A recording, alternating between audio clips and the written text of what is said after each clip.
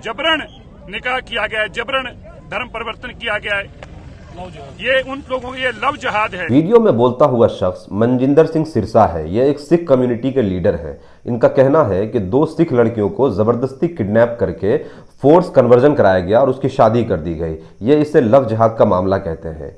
आज हम लोग इस वीडियो में ये जो पूरा मामला है उसकी हकीकत के बारे में बात करेंगे और देखेंगे कि लव जहाद एक्चुअली में क्या है और इस्लाम का इस बारे में क्या नजरिया है, क्या प्रोस्पेक्ट है। सबसे पहले समझते हैं कि यह पूरा मामला क्या है।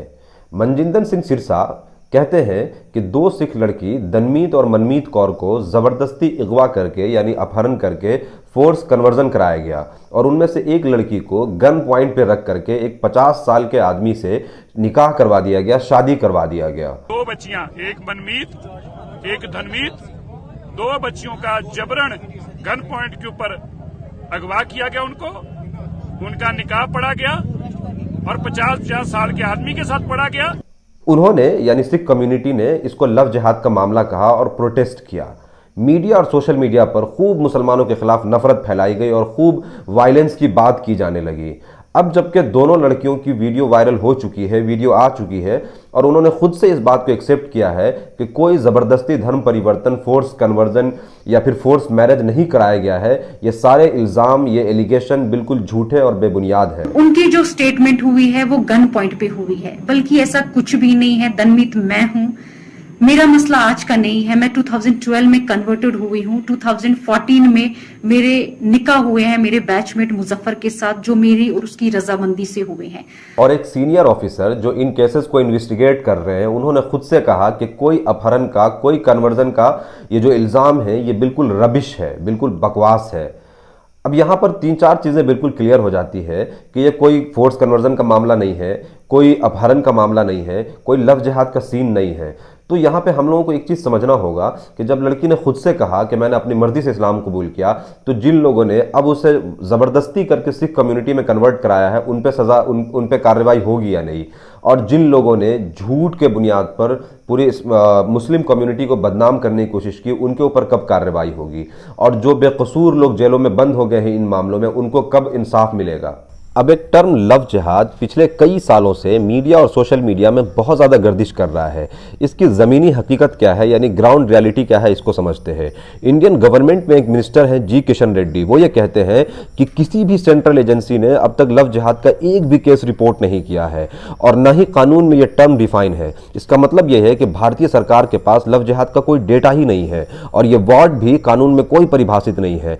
इतना ही नहीं, नेशनल कमीशन फॉर वीमेन यानी राष्ट्रीय महिला आयोग के पास भी लव जिहाद का एक डेटा नहीं है। तो क्या यह मुसलमानों के साथ एक भद्दा मजाक नहीं है कि आप उसके मुकद्दस लव जिहाद के साथ ऐसा टर्म को जोड़ दे रहे हैं। इसके आगे एक और इंटरेस्टिंग फैक्ट देखें। यूपी में स्पेशल इन्वेस्टिगेशन टीम यानी एसआईटी ने 14 लव जिहाद के जिन 11 मामलों का इन्वेस्टिगेशन रिपोर्ट सबमिट किया, उसमें से उन्हें ये चीज को एक्सेप्ट करने पर मजबूर हो गए कि उन्होंने ये कहा बाज़ाब्ते से कि 11 केसेस जो इन्वेस्टिगेशन हुआ है उसमें किसी में भी उन्हें ना कोई साजिश, ना कोई कॉन्स्पिरेसी, ना कोई फॉरेन फंडिंग मिली है। जब यह कानून लागू हुआ तो पहले 1 महीने में 51 लोगों को अरेस्ट किया गया। वो सारे मासूम हैं डेफिनेटली। इस बारे में कभी फिर से दोबारा वीडियो बनाएंगे कि इस कानून का कैसे मिसयूज हो रहा है। अब जब हम ये समझ चुके हैं कि लव जिहाद जैसा कुछ नहीं है, तो एंटी कन्वर्जन लॉ या फिर लव जिहाद के खिलाफ कानून की ज़रूरत क्यों पड़ी, इसको समझने के लिए हमें आइडियोलॉजिकल और हिस्टोरिकल प्रोस्पेक्ट को समझना बहुत ज़रूरी है। हिंदुस्तान में हम ये देखते हैं कि हिंदू सोसाइटी में कास्ट बेस्ड डिस्क्रिमिनेशन यानी जात के आधार पर बहुत ज़्यादा भेदभाव शुरू से रहा है। इसीलिए दलितों का इस्लाम कबूल करने की जो खबरें हैं वो बराबर सुर्खियों में रही। इसी को कम करने के लिए या ख़त्म करने के लिए the constitution order, schedule caste order 1950 आया, जो ये कहता है कि अगर कोई दलित इस्लाम कबूल करता है तो उसका जो दलित का जो स्टेटस है वो छीन लिया जाएगा। इसका मतलब है कि उसे रिजर्वेशन का कोई फायदा नहीं होगा। लेकिन इसके बाद भी हम ये देखते हैं कि इस्लाम कबूल करने वालों में दलितों की तादाद एक बहुत ज़्यादा नंबर में है। इसी रेट को कम करने या इसको ख़त्म करने के लिए एक फेक नैरेटिव सेट किया गया। अब इसी केस में देखें, कश्मीर वाले केस में, कि एक बड़ा लीडर ये कह रहा है कि लड़का 50 साल का था और लड़की 18 साल की थी, जबकि बाद में मालूम है कि बिल्कुल झूठ है। आपको सोशल मीडिया पे हज़ारों ऐसे केसेस मिल जाएंगे जहां झूठे तौर पे लव जिहाद एंगल देकर, हिंदू मुसलमान एंगल देकर के झूठ फैलाया गया और एक मतलब इन झूठों के जरिए एक नैरेटिव सेट किया गया लव जिहाद का। उसके बाद यह कानून लाया गया। इसीलिए आप एंटी कन्वर्जन लॉ का एक पॉइंट दिखें जिससे आप इसका इंटेंशन समझ जाएंगे कि यह कानून किस लिए बनाया गया। अगर कोई SC ST का पर्सन इस्लाम कबूल करता है और साबित हो जाए कि फोर्स कन्वर्जन है तो उसे 1 से 10 साल तक की सजा है, जबकि दूसरे किसी कास्ट, कम्युनिटी या रिलीजन से आकर के इस्लाम कबूल करे तो उसे 1 से 5 साल तक की सजा है। आप यहीं से समझ सकते हैं कि इसका इंटेंशन क्या है। इसके अलावा अगर कोई अपने फ्री विल से इस्लाम कबूल करे और स्टेट या पुलिस यह साबित ना कर पाए कि यह फोर्स कन्वर्जन है, तब भी वो जो उसको 1 या 1.5 साल जो वो जेल में रहेगा और इस दरमियान में वो जो बेगुनाह होने का जो साबित करेगा, यानी ये जो पूरा प्रोसेस होगा उसमें उसके ऊपर जो परेशानी होगी, जो टॉर्चर होगा, जो कोर्ट कचहरी का चक्कर होगा, ये अपने आप में इतना मुश्किल वक्फा और इतना मुश्किल पीरियड होगा कि उसको लगेगा कि ये मैंने क्या कर लिया। और इसी के जरिए हुकूमत या स्टेट ये बताना चाहती है कि हम आपको ऐसे ही नहीं छोड़ेंगे, बल्कि ये हुकूमत की कोशिश है इस कानून के जरिए कि ये जो कन्वर्जन का जो रेट है इस्लाम की तरफ, उसके जो स्पीड है उसको ख़त्म की जाए या कम की जाए। अब जबकि हम समझ चुके हैं कि लव जिहाद का कोई ग्राउंड रियलिटी नहीं है, मगर फिर भी हम अपने सोसाइटी में देखते हैं कि इंटरफेथ मैरिज होता है, तो इसकी क्या वजह है और इस्लाम इस बारे में क्या कहता है, इसे समझते हैं। चूंकि हिंदुस्तान एक मिक्स कल्चर वाली सोसाइटी है, यहाँ हिंदू मुसलमान साथ रहते हैं, इसीलिए आपको ऐसे केसेस मिलेंगे, पास्ट में भी मिले हैं और फ्यूचर में भी मिलेंगे, जहाँ इंटरफेथ मैरिज होता है। अब अगर कोई ये कहे कि मुसलमान किसी खास इंटेंशन से करते हैं तो ये बिल्कुल झूठ और बेबुनियाद है। क्यों? क्योंकि BBC के अकॉर्डिंग धनक दिल्ली में एक ऑर्गेनाइजेशन है जिसका काम है इंटरफेथ मैरिज को सपोर्ट करना। उसके अकॉर्डिंग 52% हिंदू लड़कियां मुस्लिम लड़कों से और 42% मुस्लिम लड़कियां हिंदू लड़कों से मैरिज करने के लिए उनके पास आते हैं। तो ये साबित हो जाता है कि ये चीजें दोनों तरफ से हो रही है। अब इसमें कोई ये कहे कि मुसलमान लड़के या इस्लाम इंटेंशनली ऐसा करवाता है तो ये बिल्कुल बेबुनियाद है। क्यों?